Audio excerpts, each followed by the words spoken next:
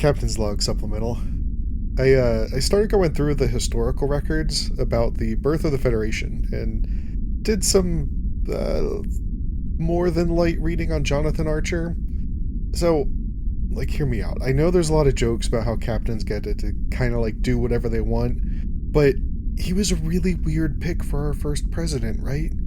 The man barely had a single successful interaction with any of the dozens of alien species that he met, and that includes the one we already had established relations with.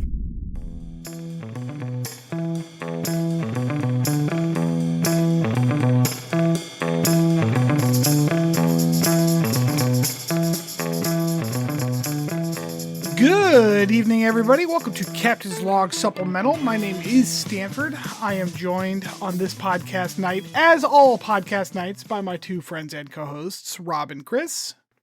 Hello. Hi.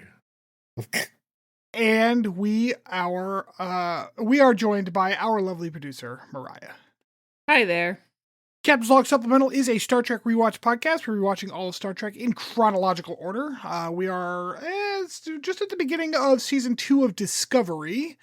So it's going. I realize that we are 6 seasons into the podcast so far. That's what we're working on season 6, which is kind of crazy to say, all at once. If you like what you hear, or you don't, fuck it, I don't care. Give us a rate, give us a review, give us 5 stars. We are 5-star people. It does go a long way to help us kind of get out there on the algorithm. All right, with that out of the way, I want to complain about Reddit for a second here. Okay. Oh, yay. So, in 2011, 2012, somewhere in there, my dad's house was hit by a pretty big flood, okay? The whole valley was, not just his house.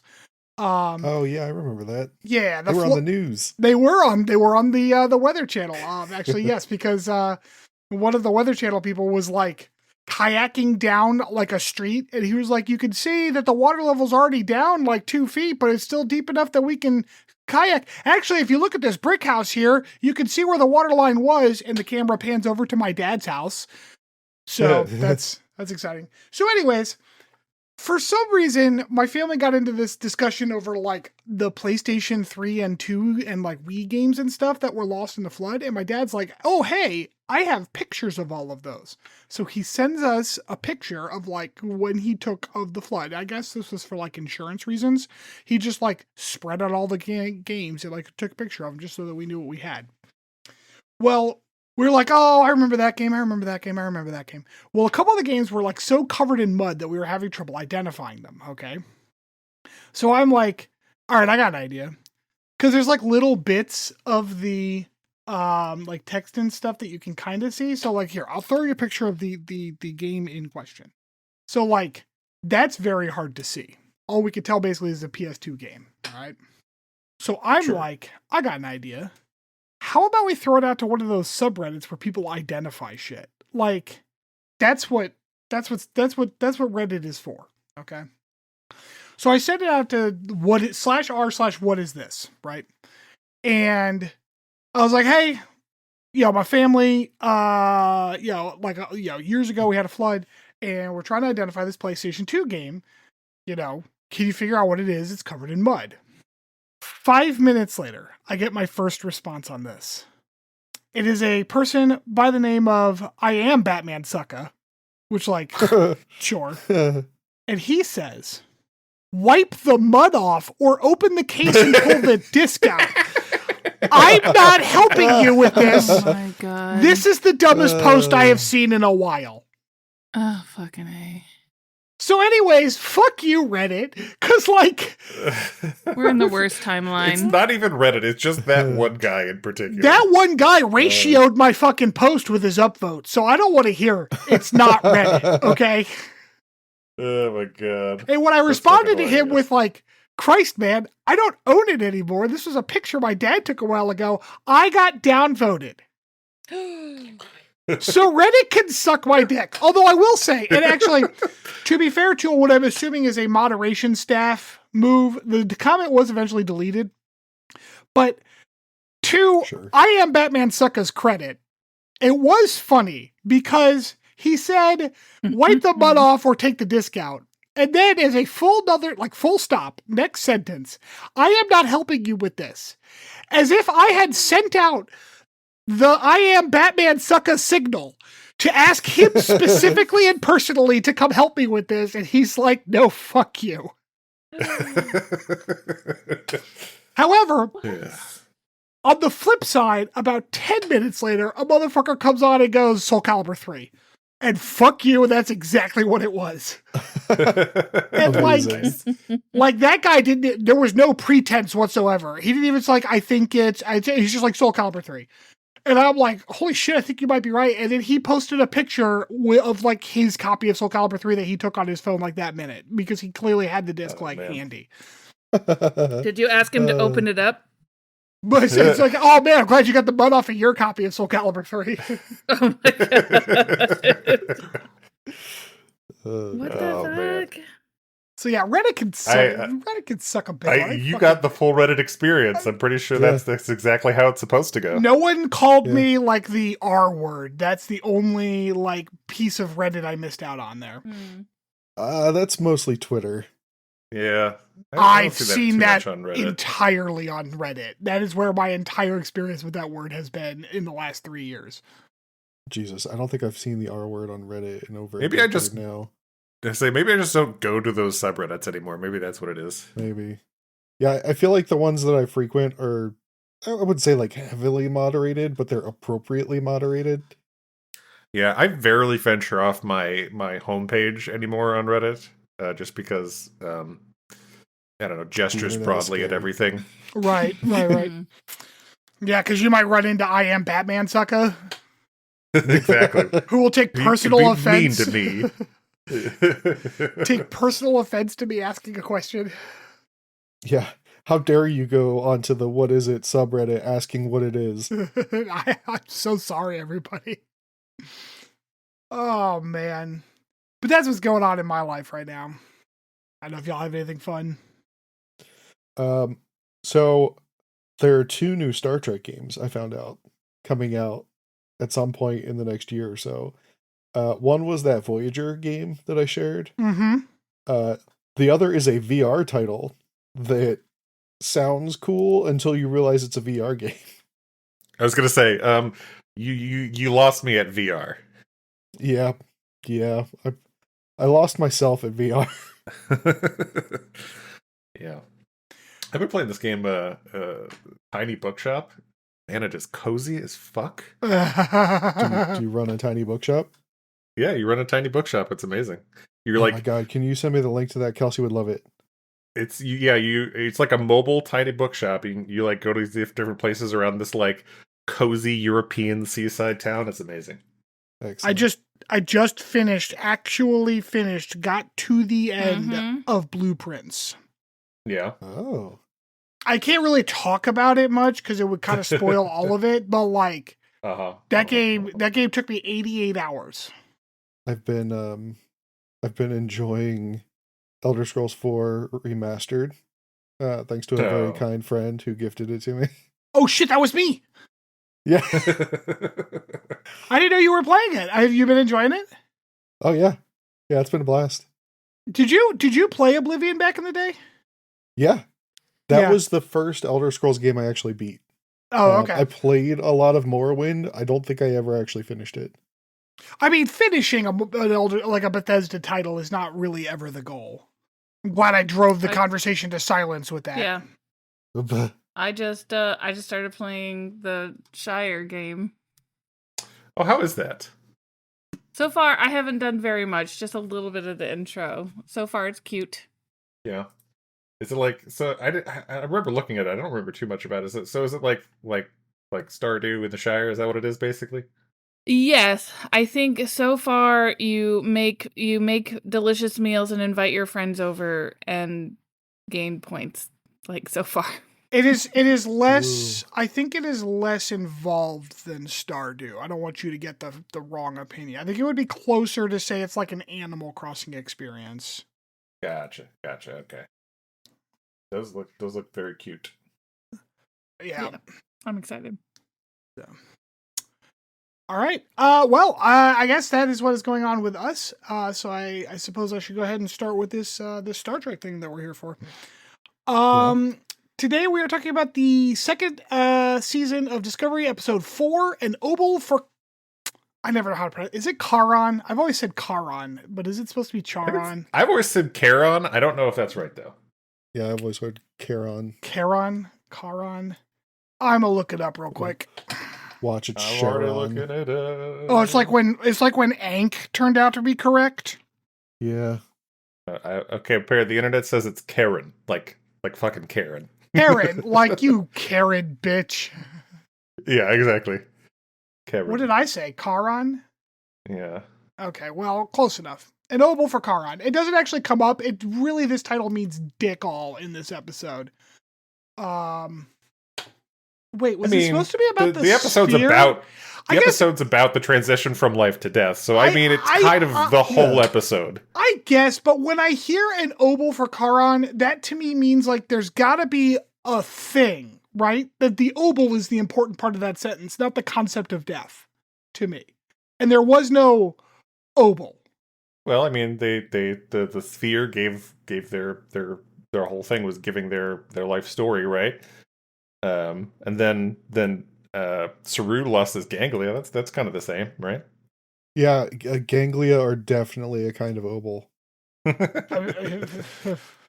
So anyways, we open the cold open with a recap, and then a transporter, and hey, it's Una! Or rather, well, fun fact, we actually don't hear her name in this episode.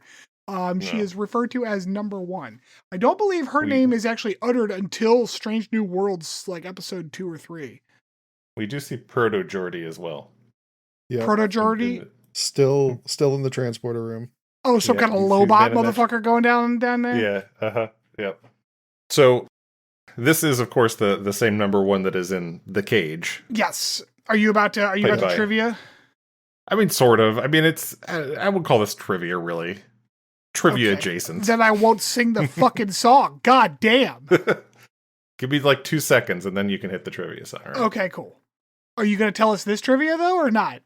Oh no, that was it. Like that's why I didn't build it up because it's the same number 1 that is in only the pilot episode, The Cage. Oh, I thought you were going to point out that this is only the second person to play this character since. Yeah, it was Majel Barrett was the first, of course. Yeah. So the number 1 is filling Pike in on the status of the Enterprise, as well as kind of clandestinely filling him in on what she knows about Spock. They go and get, I guess, I don't understand. There was a weird kind of like she's eating and he's not thing going on here. It felt like the Discovery had better replicators is what it felt like, because she's like, give me, I don't know. It was kind of a weird sequence because she wants a burger and fries with some hot sauce. Yeah. And then Pike is like, do you want some light food with that? Which is just a weird sentence. But she's like, it goes well with the milkshake. Fuck you. Which is like, good job, you. I don't know. So, two things. One, before that, you kind of skipped over where they retcon the holo communicators out of Star Trek. Yes. So I did forget. Yeah. So basically, Pike's like, fuck the holo communicators, rip them out of the ship, and that's why the Enterprise only used view screens. Mm-hmm. So, but yes, also when they go to eat there, when they're standing there, and she's ordering her burger, whatever. One of the replicators units is labeled A. Oh, this is trivia, by the way. Oh shit! Oh Jesus Christ! I wasn't ready. When there's some trivia you can't miss, it's a fun fact with Chris. Yeah, one of the replicators is labeled A113. A113 is apparently an inside joke in media created by alumni of the California Institute of the Arts, which refers to a classroom used by graphic designers and character animation students, which included John Lasseter, Tim Burton, and Brad Bird. Yeah, A13 is in like, or A13, whatever it is. A113, yep. Yeah, that's in like, is it like all of Disney's shit has that in there somewhere? And like, it's like in everything. Probably. Yeah. Yeah. It's a big license plate number. Mm-hmm. Anyway, so she's filling Pike in while she's, putting hot sauce on her stuff.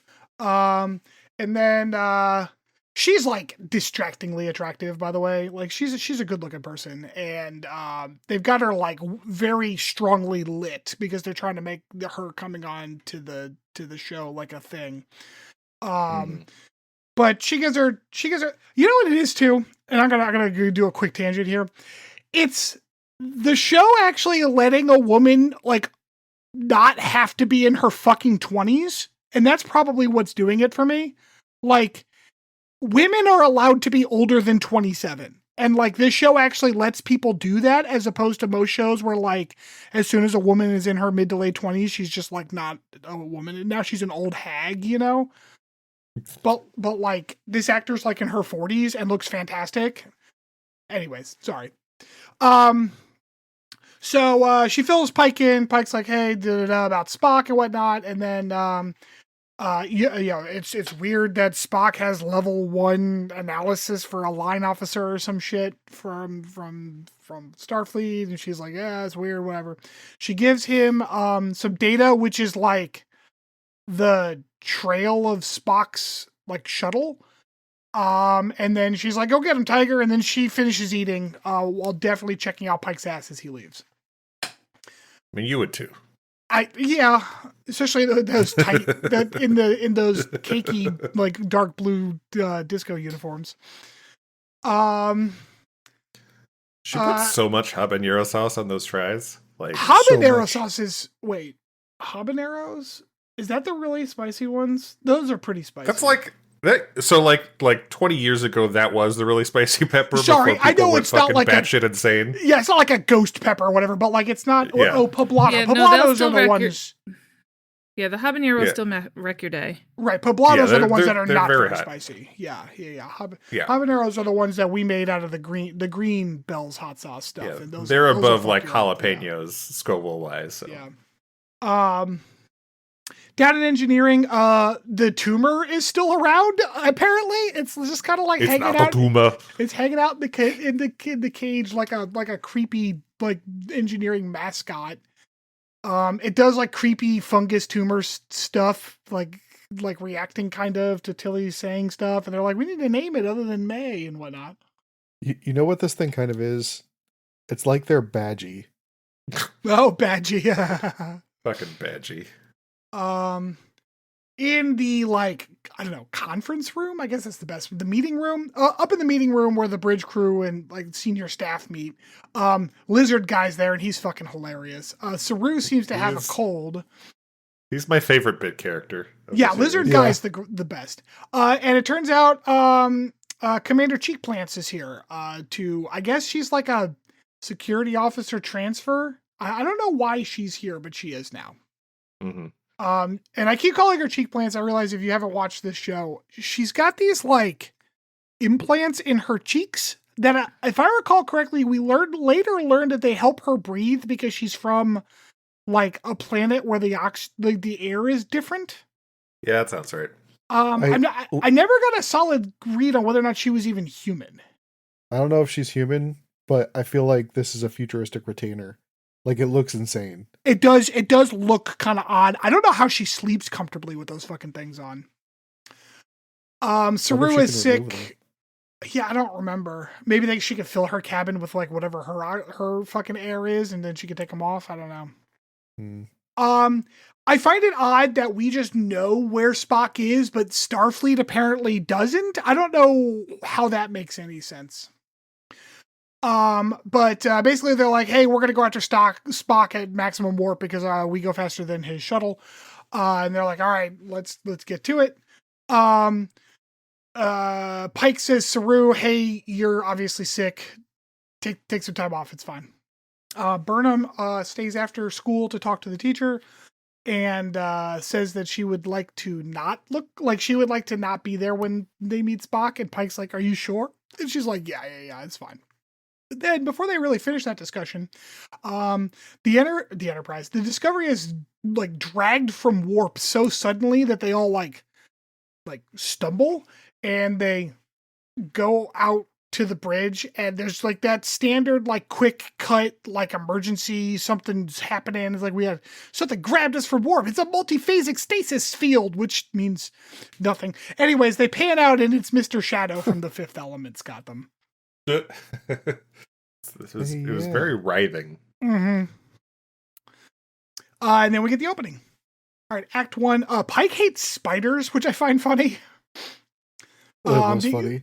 Because he's like, it's like we're like spiders, and they're like, it's kind of organic. We're like caught in a spider's web, and they're like, it seems like it's organic. He's like, it's alive, so it is a spider. I hate spiders. It's like, all right. Then the universal translator gets all fucked up, and everyone's talking a different language, and like, first of all, that needs to happen more often because it was fucking funny. It was very funny, and I will grant Saru a moment of looking kind of cool. This was kind of fun. I love how he just seemed like just like bothered by the whole thing. Yeah. Well, because he shows up still sick, and Burnham's like in Italian or some shit. I don't remember what language she was speaking at this point because they're all switching languages. But she's like, the universal translator is not working, and he responds in the same language. Like, I can see that. Like, can you tell me something I don't know? Like.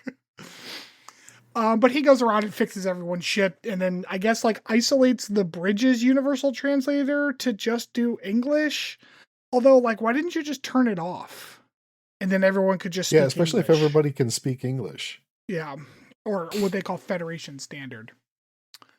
Saru called it human English. I thought he said Starfleet Standard. As long as anyone can understand Starfleet Standard. He did say Federation Standard. Yeah, I think he said like Federation Standard English actually. Oh. Down in engineering, so they try to move out, but the ship's not really working. They can't get away from whatever that thing's got, and so Pike tells Stamets like, "Hey, like get ready to jump." And Stamets says, "So we're down in engineering," and Stamets is like, "Okay, Captain, we'll be ready." Which like. And then they're like, well, we better get ready to jump. But, like, isn't the tumor thing in the cage, like, isn't that going to be a problem? Like, can Stamets go in there with it? I guess they'll hook him up on the outside. But then Jet Reno shows up, and it's fucking funny. Everything with this character is amazing. Was she on the ship the whole time, or did she get back on the ship? No, she's on the ship the whole time. So here's the thing about Disco that doesn't make any sense to me. This is engineering. This is where the spore drive stuff is, as well as the warp core, which is like up on the balcony. Right. Yeah. But it feels like the head engineer doesn't work here because Stamets is not the head engineer. This is actually a trivia note here, is because Reno specifically refers to the head engineer, but they never appear in the show or are given a name.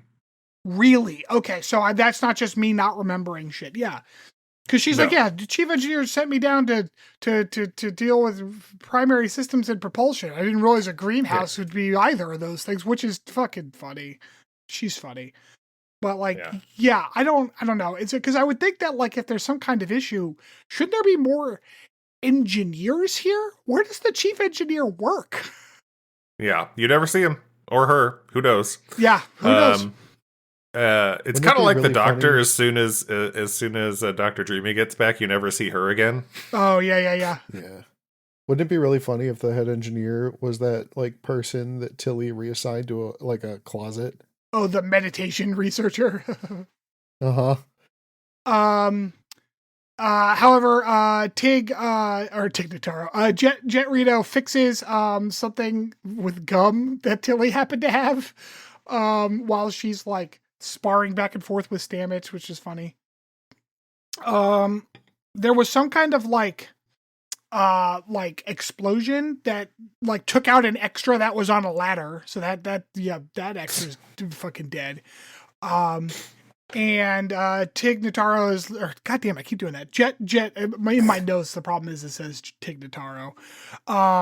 Jet Reno is like, I gotta fix this before, like, we gotta discharge the electricity that's coursing through. And Stamets is like, I have an idea. How about we use gas to do it through a hose? And Jet Reno's like, yeah, that's actually not stupid, unlike all your other ideas. So we'll do that. And then I guess like instead of just hooking it up to, because their plan is to ground the electricity through the door, which, okay, fine. But like, you couldn't just hook the tube up to the door. No, Jet Reno has to stand there like a fireman, like, or a firefighter, like firing electricity at the door through a hose. Anyways, it ends up zapping Tilly, which is very funny because her hair gets all crazy. Yep. And then the tumor is out and decides to latch onto Tilly's arm. Big Tilly fan, that tumor. That tumor, yep. Mm-hmm. Act 2. My first note is, yay, Saru's is terminal. Yay? Because yay? I'm not a nice person and I don't care for Saru's character. But yes, it turns out Saru is terminal because he is in sickbay and they're trying to figure out what's wrong with him. And he's like, it's fine. I'm fine. Everything sucks, but I'm fine. Yes, it's fine. And everyone's like, what the fuck? And he's like, look, I'm going to die. All right. And everyone's upset. And he's like, God, stop. No, I'm going to die. That's it. Back on engineering, Tilly looks understandably nervous about the fact that there's a tumor latched to her arm. She's in the cage with it now. And then she starts like getting dosed with basically psilocybin because that's the only thing that anyone knows about mushrooms is that psilocybin is a thing. Which would be kind of relevant to our deep dive. Back in sickbay, Pike, Burnham, and the doctor are having a discussion about Saru. But for some reason, Pike and Burnham are helping the doctor dress some random person's wounds. It's kind of an odd scene. I think they're trying to show that they were short-staffed because of the sudden inundation of injured crewmen. Okay, sure. That makes as much sense as anything, I guess. They realize that the sphere has given them a virus and that their best bet is to deploy antibodies because I guess like two things. One, there isn't a fucking IT staff on these ships at all. Like even one person whose job is computers doesn't exist on these ships. And two, I guess like audiences don't understand how computers work, so they have to do this weird, like, well, it's a computer virus, so therefore we need antibodies to fight it. But like, yeah, computer antibodies, it's like, what the digital fuck are you antibodies. talking I'm about? like, what? I'm like, yeah, okay, sure, why not? So anyways, the best people for this job are Burnham and Saru to go program digital antibodies for the computer virus. While they're doing that, they speech back and forth about Saru keeping the fact that he was going to die. I giggled when he's like, I come from a race that submits. So he's genetically a sub is what I'm hearing. He's just genetically a sub. Does that make but what's this is the Doms in that relationship? Yeah, whatever Absolutely. their fucking species, the Balwickens or whatever the fuck they're called. Yeah. And then they're like confessing like deep secrets to each other. And I went, boy, this is all going to be real awkward as Saru miraculously pulls through because, you know, I don't know. This is where it's like we're starting to bring up false stakes and fake emotions here because it's like we know Saru's not going to die. What are we doing here? Saru explains that he's a refugee to Starfleet and that he regrets the fact that he can't go back to his home. Which is kind of an interesting concept. We don't know. We didn't realize that until right now. Then they speech back and forth a little bit more. And then, let's see. There's something about, he can see UV light in his eyeballs, but like, what's emitting the UV light? Well, it turns out that's kind of the important thing. Okay, down in engineering, my question was, wait, is this engineering or not? Oh, I think this is where Jet and Stamets decide that they need to trepane Tilly. But they're not going to do that till a little bit later, right? Yeah. This is so messed up. Okay, so as more shit's kind of going wrong around the ship and things are getting kind of critical, the antibodies are not doing, they're entirely, like, they're working to slow it, but not, like, stopping it altogether. Saru and Burnham realize that, like, oh, maybe the UV light thing is actually a message. Maybe the computer virus is a message that this thing is trying to do. So Saru pushes the make the computer virus look like a conversation button, and that works. And so now the computer makes sense of it. And then he says famously that it came to us to die, which sure. His intuition is because he is genetically empathic that his body felt the fact that this sphere was trying to die, and so it triggered its own death sequence. Yeah, he had sympathy pregnancy pains, but instead of pregnancy, it's death. Sympathy death pains, which seems like a really poor survival technique. Like, that doesn't seem like an evolutionary advantage, if I'm honest. So they're going to trepane Tilly with a drill because Jet Reno's like, hey, do you have a laser scalpel? And Stamets is like, no, we're going to do this the old-fashioned way. Sterilize this drill bit. And then...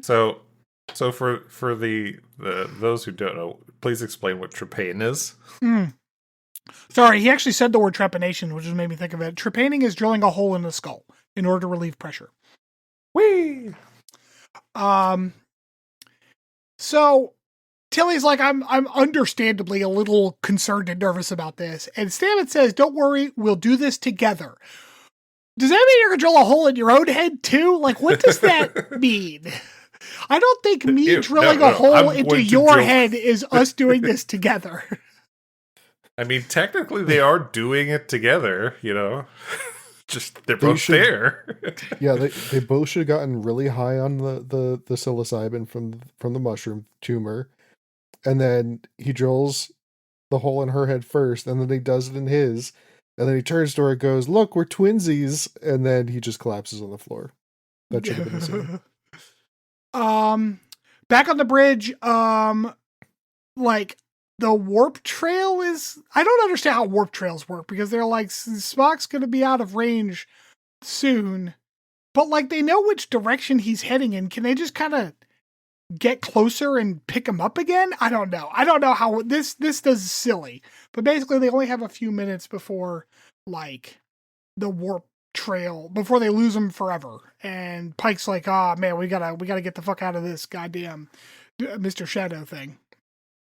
Back down engineering, they're gonna drill they're gonna drill into Tilly's skull in order to distract her from the pain, which, fun fact, getting drilled in the skull, that hurts a little bit. I've done that. So in order to distract her from the pain, he's like, sing your favorite song. And she starts singing Major Tom by Dave Bowie? Dave Bowie, right? Bowie. Yeah. Uh-huh. Which thankfully Stamets also knows this 300-year-old song. Right. Her favorite song word is for 300 word. years old. Yeah. And they both just immediately jump on it. But anyways, he fucking drives that drill into her head, and she screams, and then Jet Reno puts in the implant probe thing in order to allow them to talk to the fungus through Tilly's mouth, is basically what they're going to do. The fungus is like, somebody was, we were living our life out in the network and it was awesome, but then some asshole was coming in and out at random intervals and kind of fucking up our entire ecosystem. And Stamets is like, oh no, what do you, that's terrible. And it's like, yeah, Stamets, it was you fucking dumbass. And then, Stamets is like, well, okay, I can try to make amends and stuff. I just need you to leave Tilly alone. And the tumor's like, no, I ain't leaving Tilly alone. Fuck you. And Jet Reno's like, well, time to fuck this tumor up, and starts burning it. And it does a lot. It screams, goes off her arm, and then wraps around Tilly's face. It's pretty fucking horrible. Back on the bridge, we're jumping to a lot of conclusions on what the sphere is doing, because Saru now has to explain to Pike why he thinks the sphere came to them to die, and that the way to prevent the sphere from destroying the ship is to let it do whatever it wants to the ship instead. Pike is understandably suspicious, but Burnham says, no, trust me, bro, and that's all it takes. Now, trust me, bro. I trust the empathy of Saru. Yes, he is genetically empathetic. Yeah. Which They reroute all power to the download thing, and so they can download all of the sphere data, which is what this will be called soon. Were you gonna say something, Rob?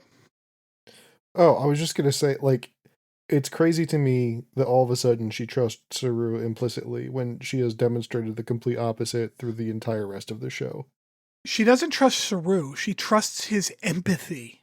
Oh, okay. This is very different. And this is one of those things where it's like, okay, so if you all had done, and so basically the sphere downloads all of its data onto the disco, and then it explodes, but it pushes disco out of the way, and everything's fine. Which means basically, had the heroes done nothing, everything would have been just fine. Down engineering, the tumor is basically enormous. It's like the size of like a sarcophagus that Tilly is in. Jet Reno fucking burns Tilly out of the thing and pulls her out, and she's kind of traumatized looking, but like she seems okay. Everything's fine now. Back up on the bridge, Saru calmly explains that it's his turn to go explode. So he needs Burnham to help him back to his quarters so he can die. My note here is yay, go die. Because I'm not a nice person. Everyone gives him that like stand up in honor of Saru leaving the bridge because they all know he's going to go die. Sure. Down in Saru's quarters. Ending? What? No, we got a whole act left. I know. Like this felt like this should have been the end of the episode. No. We still got shit to do, man. So first of all, my first note is ew, put a shirt on, because Saru without a shirt on is haunting. Apparently in his quarters, he sleeps on a mossy rock. His quarters are fucking bananas. I loved his quarters. Oh, I thought they were cool. They're neat, but it's weird. It's weird because like we don't get this feeling from him except in this moment, you know? Like why is he sleeping on moss? He explains to Burnham that there's a knife in his nightstand and that she's going to need to stab him with it. No, cut off his ganglia. Yeah, he says you're going to have to cut off my ganglia. She seems weirdly okay with the concept of euthanasia. But then like kind of chickens out like as she's about to do it. And then he's like, no, you have to kill me. Like this is something you have to do. And she's crying and like, yeah, it's a sad moment for her. But cheering. He's like, yeah, like do it, just stab him. He touches her with his gross fingers. But there's time for one more speech. So two more speeches. They speech back and forth. They do, yeah. Saru says that his dying wish is to like fix your shit with Spock. Stop being weird about it. Like, what are you doing? Then she goes to cut off his ganglia, but his ganglia just kind of fall off, and she's like holding it in her hand, and I'm like, ew, don't hold that, ew. And Saru's like, I don't understand what happened, and Michael's like, I don't know, you cut it. So anyways, we cut to the med bay. Oh yeah, okay. I was just making sure I didn't skip a part. I did not. We cut to the med bay where we're talking to what's-her-face, the doctor, and Saru, fucking put your clavicles away, man. God damn it. They are still out. But he's like, I feel fucking fantastic. I feel amazing. Not only do I feel as good as I usually do, but I'm also not a little bitch anymore. I feel great. And the doctor's like, that's weird. And she's like, I don't know anything about your species because you're literally the only one we have. But okay, well, you can go back to duty. What am I going to do about it? Which is wild. He was like dying an hour ago, and now she's like, you're fit for duty. Go ahead. Saru's like, oh, it turns out like maybe my species isn't supposed to die automatically, and maybe that was just a lie told to us by our oppressors. And like, okay, that is actually a fairly interesting, I'll admit that's an interesting cultural observation. Like, that's fine.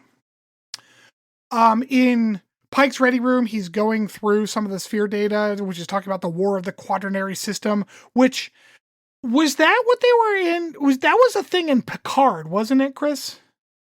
Probably. Because I feel like the war of the quaternary system was like a specific thing, but I don't remember where that's a thing from. Pike's like, yeah, we got a lot of fucking shit out of that sphere data. And Michael's like, that's great. Down in engineering, everyone seems okay, except then Jet and Stamets start tripping balls on psilocybin. Doing that Yeah, standard TV notion of tripping balls by making eyeballs real big and stuff.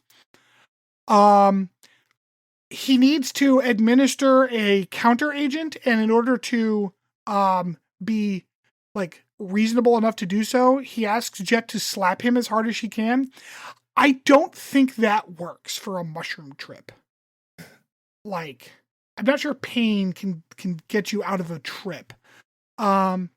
But anyways, while they're administering thing, Tilly disappears into the tumor in what I can only assume is her traveling to the worst Narnia. Yeah, it was gross looking. Yeah, it's definitely the wettest Narnia. It felt very Stranger Things, actually. Yeah. Like upside down. And that is where the episode ends, is with Stamets looking into the tunnel down into gross Narnia. Gross Narnia. So, on a scale from 1 to 5, where 0 is threshold, how do we feel about this one? You know, I started out at a 3, but now that I think about it, the B plot really lifted this episode. Like everything with Tilly, Stamets, and Jet Reno was top notch. It was really funny. So I'm gonna give this one a 4. All right. I went back and forth on this between 3 and 4. I don't think it's quite a 4 for me, just because I think some of the emotional bits at the end were a bit unearned, just not real due to, as you pointed out, the fake stakes. But it was still good enough. You know, it was fine. It was 3. I also gave it a 3, and my note specifically was false stakes always drive me bananas. I don't like it when you try to draw an emotional scene out of like a character that we know is not going to die. Like, I don't need tearful goodbyes unless the character's actually going away. Because it's so, I don't know. I know it's all fake, like it's TV, but like, you're just fucking with me at this point. You're not actually like earning any of those feelings. You're just trying to kitsch it out of me, and I don't care for it. Yeah, we all know that the stakes aren't really high unless there's a trash monster around. Exactly. IMDb gave it a 3.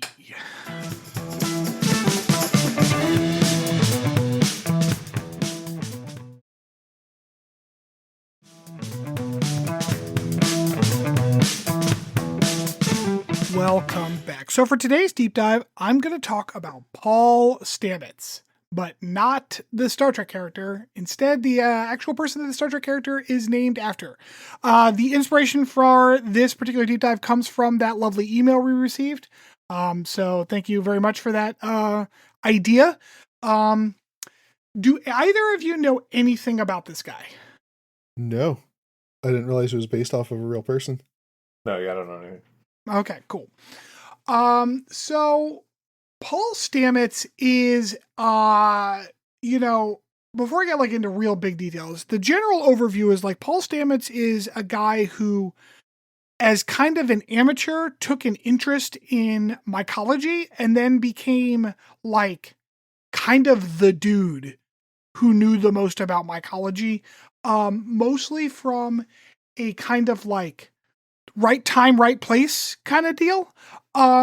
So I watched today, as part of like my preparation for this deep dive, a documentary called Fantastic Fungi, or Fungi if you're that kind of person. But frankly, that ruins the awesome joke with fungi. So like, fuck that. But this documentary, so have either of you watched like fungus documentaries before? Because this is like a thing. No. Yeah. Okay. Yeah. Chris, what is your experience with fungus documentaries in terms of like their general vibe? I don't know, like weird. Fungus documentaries, in my opinion, always fall into two categories, okay? It's the David Attenborough-esque, like, look at this fungus, it's weird, huh? Look at this fungus and what it's doing to this ant, huh? Look at this fungus and, like, it's eating this plant or whatever. And then there's the, yo, did you know you could trip fucking balls on these things? This documentary was both. It started out very interesting, very nature-oriented. It got into some of the trippy bullshit, which I find, and not that, like, okay, I understand that psilocybin, trips, psilocybin, psychedelic experiences are a thing that humanity has been experiencing for a very long time. I am not disparaging that at all. I understand that, like, people like to trip recreationally. I also understand that it is being used in some, like, trials and in some situations as a therapeutic technique, especially for some things that are, more kind of center line medicine has difficulty dealing with, such as trauma, chronic pain, things like that. I get it. But I don't need 45 minutes of, look at this whack-ass fucking visual that we're going to throw together out of a kaleidoscope program while we talk about psilocybin in the middle of a fungus documentary. Like, I get it. Like, let's move on. Paul Stamets is kind of an interesting fellow because he started in the, like, whoa, you could open your fucking mind with mushrooms, man. But then he tamed down so quickly and became, like, just kind of a cool guy in terms of, like, an amateur scientist doing science. You find out a fair amount about his life in this documentary, and don't get me wrong, the documentary is worth watching. Like, it is an interesting piece of film. You get into a fair amount of Paul Stamets' life, although I have also cribbed a bit from a Mother Jones article about him. But basically, like, he was like one of several brothers, two of which went to, like, one went to Yale and one went to, like, Cornell, so, like, very high achieving, like, academically siblings. And he, like, barely made it through high school and then kind of bounced off of college. But then, like, he's talking about, like, he kind of discovered mushrooms because he always had trouble looking people in the eye, and he had kind of a stutter whenever he talked, especially around other people. And, like, he was always kind of looking down, and that's where he kind of discovered mushrooms. Well, at some point, I guess his brother was like, yo, dog, you should try psilocybin. It's fucking bananas. And he did, and had such a wild fucking trip in the middle of, like, a thunderstorm in a tree. It's weird. It's a weird story. Ugh. But, like, he cured his stutter in this trip, which is okay. That's a thing. Sure. But, like, he used that as the push to get him to go back to college and, like, learn about mushrooms and fungus. Which ended up kind of, like I said, he actually isn't a real trippy guy like now, but that's kind of where he started. I will point out that what it sounds like to me, based on my understanding of neurodivergence today, it sounds like he's an autistic guy who found his hyperfocus. Like, he found his special interest and ran with it, and he's really good at it, okay? And, like, when I say right time, right place, he started researching mushrooms in, like, the late 60s, early 70s, when the government and Nixon and them had, like, cracked down on psychedelics in research, because, like, that's when the concept of the war on drugs started. So he enters into the field of mycology right when there's this just complete vacancy of anyone studying them. Stamets, turns out, again, very good at this. Not an actual, like, he has a bachelor's degree in, I think, biology, but I didn't quite catch what his actual degree was in. But, like, that's the extent of his formal training. Most of his, like, academic work is done out in the field.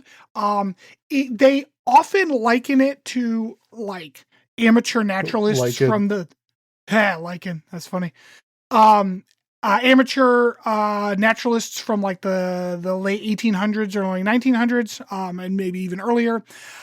I don't think that's quite as fair, because back then science wasn't as good.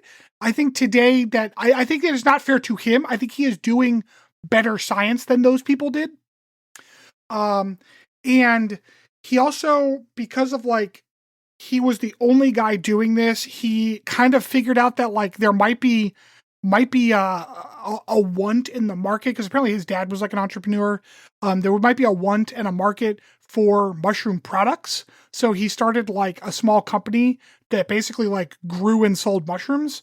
And these are not just like they weren't psilocybin mushrooms. He wasn't allowed to do that. But they're like, some of them were food mushrooms, but others were like somewhat medicinal compound mushrooms and stuff. Through this company and through this process, he like patented several things. For example, one of the things he patented was a like mycological delivery system for like termite pesticides, where like, because termites are apparently programmed to like not let a termite that's infected with a fungus into the colony because it'll kill the colony. So they kill that termite and then go die. Sure. Well, he developed a fungus strand that like the termites can't detect. So basically he like invented a like non-toxic pesticide that is like nearly 100% effective in termites, which is amazing. Like it's just a crazy cool concept. He has a few other patents that are kind of in that similar vein, and that gave him some money. And so like he owns several hundred acres of Canada where he just like grows mushrooms out in a tree and out in a fucking forest. Like that's what he does. One of his biggest goals is fungus as an antimicrobial and antibiotic, concept. Obviously, we all know that the most famous like example of antibiotic fungus is like penicillin, the moldy bread concept. Although the line of penicillin that we primarily use comes from a melon, not a piece of bread. Today I learned. Yeah, it's a gold fungus or some shit. It was what they called it. I learned that today too. Like, don't get me wrong, I didn't just know that. That I learned today because I watched this documentary like 2 hours ago. But apparently, they have found that like funguses, because of how they kind of uniquely, the reason that funguses are unique is because they digest their food externally. Okay. That is what fungus does that most other species don't do. And because of this, they have to create some very interesting like enzymes and other like biotic organic compounds and stuff that are like fairly unique. And so that's why there's a lot of very interesting things that the funguses are making that we can use in medicines. And one of the things they're finding is that there are apparently a fair number of funguses that make compounds that destroy viruses in like the same way that antibiotics destroy bacteria. Which is very cool. There's a lot of research going on right now about like they've got some strands that they think are particularly effective against like swine flu and we're gonna get Last of Us, aren't we? It's bird flu. Probably. Yeah. But actually they find that he's got a whole study going on right now about the use of a certain strand of fungus on protecting colonies of bees against viruses, because like colony collapse is like a thing. So very interesting. Like I said, I was worried when I started watching the documentary and when I started reading about Paul Stamets' life that he'd just be like one of these hippy dippy like fucking all you need to do is fucking go on a trip, man. And don't get me wrong, the documentary did say things like when you trip, you realize that we're all connected on a different level. It's like, all right, calm down, documentary. Like, fuck off. But Paul Stamets, while he does say some things like that, he's like, here's the science we're doing. Like, here's the research we're doing. Here's the case studies we're doing. And here's like the actual interesting things that are happening with like fungus and fungal compounds and stuff. So you didn't watch the documentary that I had watched like a year ago? No, that one was far more on the trippy side. And that one started out real like, okay, this is cool. We're talking about mushrooms. And then he talked about how mushrooms saved his mom from cancer. And then things got weird. Oh, so that's Paul Stamets. Yeah, his mom was saved by mushrooms, but like it was a like yes, because she had some kind of horrible lymphoma.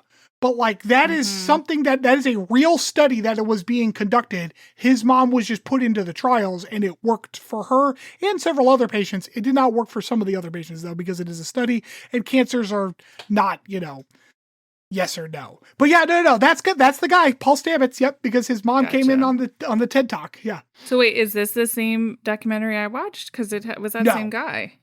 It is not the same documentary. That guy is in pretty much every fungus documentary. Because he's the guy. He's also, to be frank, very charismatic, very interesting to listen to, like talks in a conversational way, but is still informative without sounding like a crazy ass hippie. There are people around. He had to do all these fucking documentaries. He's used to it now. Yeah, I guess so. Yeah, you're not wrong. So yeah, so he's. The funny thing is, I just looked up a picture. He looks like a crazy ass hippie. Yeah, he does. Well, yeah, I mean, he works in the woods most days, He said towards the beginning of this, he's like, I'm not a tree hugger. Now, don't get me wrong, I've hugged a tree or two in my life, but he's like, I'm not one of those guys. I'm just trying to be a scientist. Now, doesn't he like sell, like he grows and sells mushrooms for people? Yes, primarily he sells, at this point, it seems, he primarily sells to various medicinal research companies and things. But I think his company does also sell like those mushroom kits if you want to grow things that you can like eat and stuff.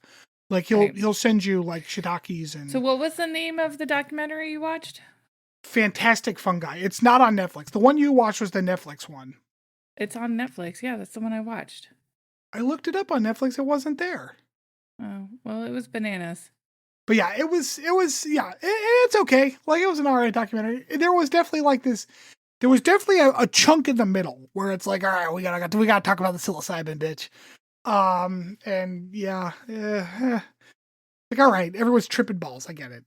But like they do talk about the fact that like funguses are like the oldest form of life that we can like find fossils of, and they have and have not substantially changed over the course of like millions of years, which is very interesting. And like, it's just cool. It's a cool.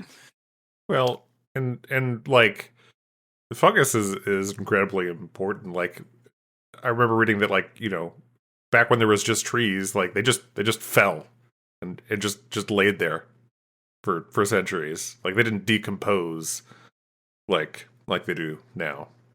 It's crazy. Right, yeah, and I don't know the exact like processes because I know, like I said, like fungus is like the oldest form of life, but maybe they weren't everywhere. I don't know how that works because funguses are like the original funguses are like 4 and some odd billion years old or some shit. Crazy. Some ridiculously big number. That's all. Yeah.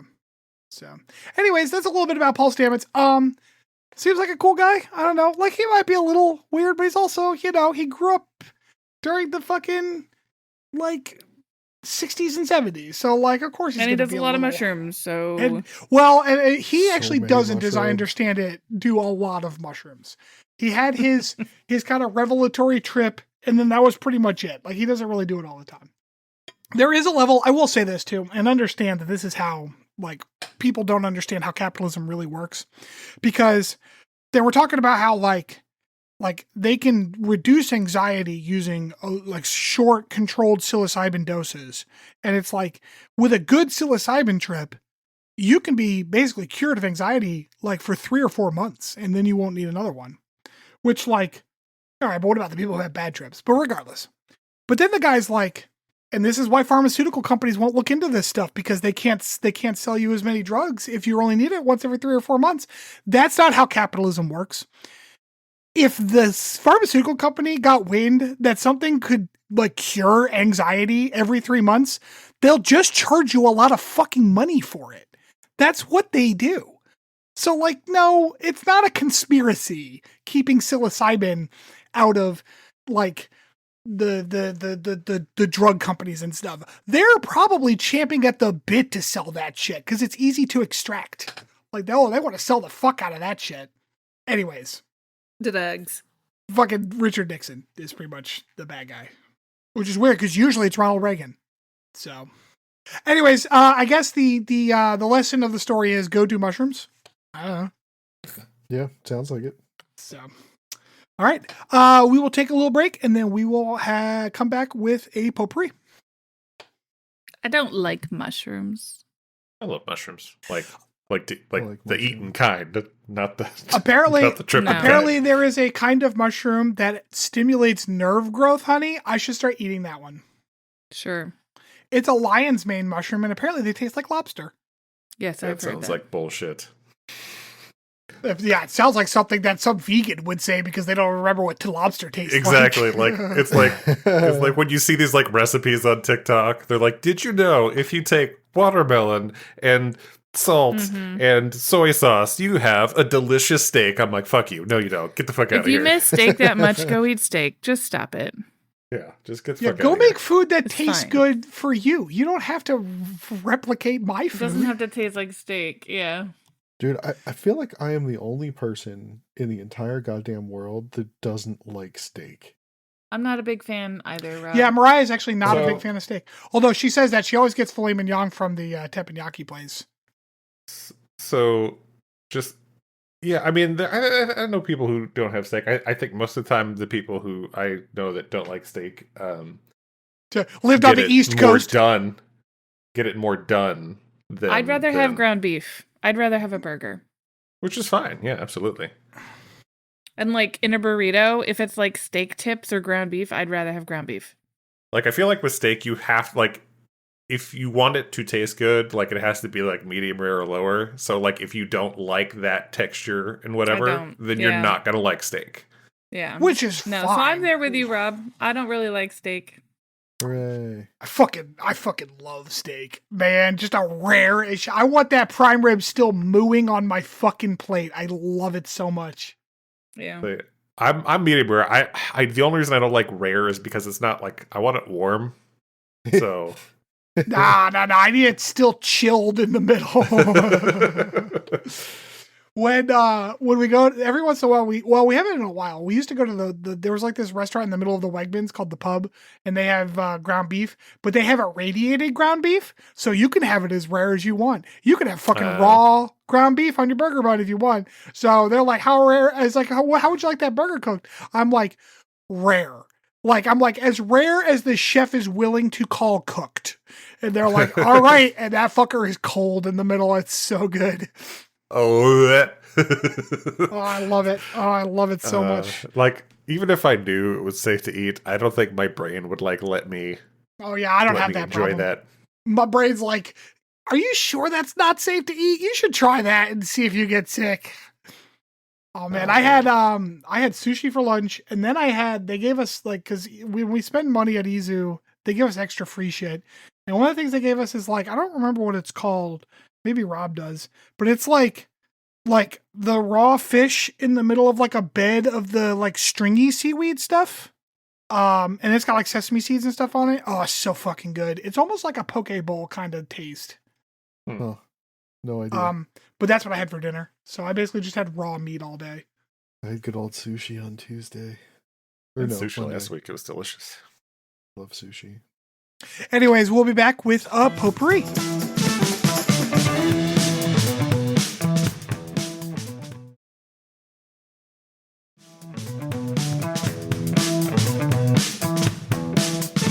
Welcome back, everybody. All right, so for today's potpourri, we're going to do kind of a play on a podcast I listened to, which was Films to Be Buried With. So instead, we're going to do Star Trek Media to Be Buried With. So before this episode, I asked both Stanford and Rob to kind of pick one Star Trek episode or movie that meant the most to them of everything they've seen, kind of impacted their life the most, and kind of the one they could take with them if they could after they died. So I assume you both did your homework. Yep. All right, who wants to go first? Rob. Okay. All right. So I wrote a little thing here. Oh shit! Is this gonna be touching? I don't know if it'll be touching. But anyway, like in my opinion, Star Trek and like science fiction in general is at its absolute best when it's making like actual social commentary, okay? Because like I feel like sci-fi, especially modern sci-fi, has this tendency to get stuck in this like this loop of trying to wow people with cool new tech or science or ideas. Um, and like you kind of lose the impact of individuals in the larger world or universe. Like the number one glaring offender for me at this was Three Body Problem. Hmm. Literally at some point the story just stops mattering, and the author is just talking about crazy ideas. So like those are the kind of Star Trek episodes I really like. Are the ones that are about the character. It's like the character driven episodes. So my favorite episode that I have ever watched is Ad Aspera per or Ad Astra per Aspera, the Strange New World episode where Una is on trial, right? Yeah. And it's purely because of Una and her childhood friend Nira. So like Una's speech during her questioning about why she joined Starfleet is, in my opinion, among the best monologues in all of Star Trek. Like we're living in a world today where like minorities, asylum seekers, and our most vulnerable people are all being stripped of their rights here on American soil just because of fear and greed and bigotry. And this whole episode has a lot of important messages that a lot of the people that are championing these things really should reflect upon. Um, Her speech is kind of like the antithesis of this, right? It explains why we're stronger together, why like even though Starfleet isn't perfect, it still tries so damn hard to be, and that's really what should be celebrated. And it's one of the reasons why like I'm annoyed with Kurtzman and his obsession with like Section 31 in the Mirror Universe, because those are the least important things in Star Trek. Like they're supposed to be villains. They shouldn't be glorified. Like that's not what any of this was about. It is what we signed up for, right? And um like Una and then Near in her closing comments explain why this is also important. I like that Nira says that like a law can be a beacon, like something to aspire to, and it shouldn't be used to repress or disenfranchise. And it's something that I wish more people would like zoom in on and really try to like make our government and our way of life about aspiring to its best ideals in the same kind of way. And that's why I love that episode. Damn, I should have let you go first. That was a good goddamn answer. That was good. That was good. Don't worry, I'll make it better for you, Chris. Cool. Is it Threshold? Yes. So my favorite episode is Congenitor. No. Oh gosh. So when I first read this, you talked about Star Trek media, and one thing came to mind immediately. Okay, but then the problem was you specified episode or movie. So I actually have two answers for you today. Okay. The first thing is, if we don't specify episodes or movies and you just say media, I have to admit, in my dork-ass loser of a life, that the Star Trek media that influenced me the most as a person was definitely the video game Birth of a Federation. Because it is the game that brought me from liking 4X games to understanding 4X games. And really, really like enjoying them as a genre of video game. I don't know what I would be like as a gamer today if it weren't for that game. Because it hit me at the same time when like I was playing flight sims and I was playing a lot of first person shooters. So like I was at that critical crossroad, right? Where I could have gone and been some kind of COD motherfucker, you know? So like, that would probably be the thing I would have to take with me if it was media. However, specifying movies or episodes, I'm not great at remembering specific episodes, so I went into the movie aspect. And I was thinking like, you know, my favorite movie is First Contact. There's also like Wrath of Khan and stuff. But I think that like if I had to point to one movie that was the thing that I remember most, it's going to be Star Trek VI, The Undiscovered Country, because it was the first Star Trek movie I saw in a movie theater. And so I was like 6 when it came out, I think, maybe 5. 6 actually. December 6th is its release date. So I like this would have been a time when I was living in Kansas City. My parents were still married. You know, they weren't happily married, but like I'm 6. What do I know? And like I remember seeing this in the theater with my parents and enjoying the experience of seeing Star Trek on the big screen with them, because they were big Star Trek fans, and like I had been watching Next Generation with them, and I had seen Wrath of Khan with Dad and like all this other stuff, and now like I'm seeing this with my parents. It felt very much like, looking back on it, it feels like the handoff of the torch, you know? Like that was the moment where I became a Star Trek fan because of them, as opposed to like, I'm only watching this because of them. You know what I mean? Yeah. So like that movie is probably the moment that happened. And like, I'm not saying it's one of the better Star Trek movies. I'm not even saying it's good, but I am saying that like it means a lot to me, and I really enjoy the memories and the emotions and stuff that I feel when I watch it in a way that I can't ascribe to any of the other movies. Yeah. So it's funny that you say that, because my pick is I think for very similar reasons as yours. My pick is Star Trek First Contact, which was that was the first movie I saw, or Star Trek movie I saw in theaters. I'd watched TNG with my parents before, and that was more so, they were watching it, so I was watching it. And I enjoyed it, but I don't think I became like a true, real fan of Star Trek until I watched Star Trek First Contact. It's a great movie. Maybe I'm not even saying it's the best Star Trek, but it's a great movie. It's it's exciting. It's emotional. There's moments of levity and action, and I just remember watching it and thinking, "Oh man, this is awesome! I want to see more of this stuff. Like actually, like go out on my own and want to watch it more." So I remember I got the movie, I watched it a bunch of times on my own, and it got me looking into wanting to watch more Star Trek. So that is kind of like I said, I think similar reasons as to what your pick was to mine. Man, I watched First Contact VHS so many times that it had like those scrub lines through like half of it. Oh yeah. Yeah. Oh man, that's something that's not going to mean anything to any of our younger listeners. Oh, that's all right. That's all right. Well, wait, honey, what would be the Star Trek you like the most? Like a specific one?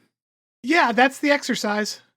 I mean, my stepmother watched The Next Generation, so I enjoyed watching that, I guess. You had the opportunity to do the funniest thing, which would be like, I don't know, the one with the Ewoks or whatever. Like I like the one where they blow up the Death Star. Like the first one. Like the second one was better. Like it was all right too, but I do remember because she would watch, because I guess at the time TNG was on like during the day because it was currently on, but she was a night owl, so I remember sometimes you'd get up in the middle of the night to go to the bathroom and she would be watching the original series. The Rocky and Bullwinkle show. Fuck yes. Man, my dad and I used to watch Rocky and Bullwinkle all the time. I'd watch Rocky and Bullwinkle, like it was on like Nick at Night when I'd like stay up past when I was supposed to. Oh, and I was sure. just, like, looking for something to watch. I watched it on Rocky and Bullwinkle on. I watched it on the Cartoon Network on our satellite TV back in like 1989. Nice. But I can't say that I am independently watching Star Trek on my own. I'm still watching it with you, dear, because I know how much you like it. Aw. See, he does like Star Trek.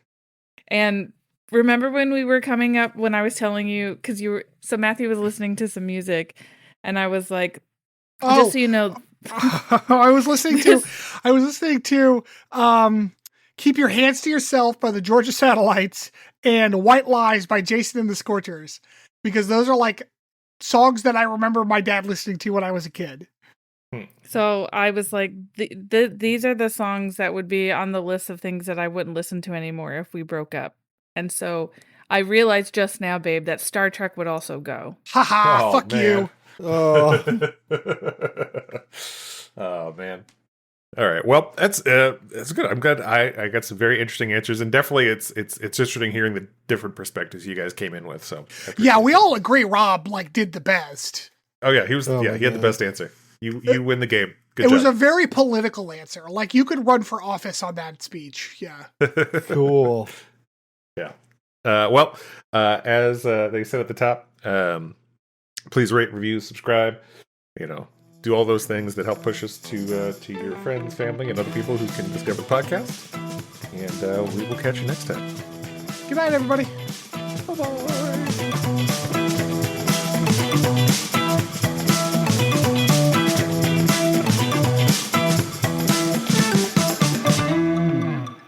Thanks for listening to Captain's Log Supplemental. You can follow us on Twitter at PodCLS or send us hate mail at podcls3@gmail.com.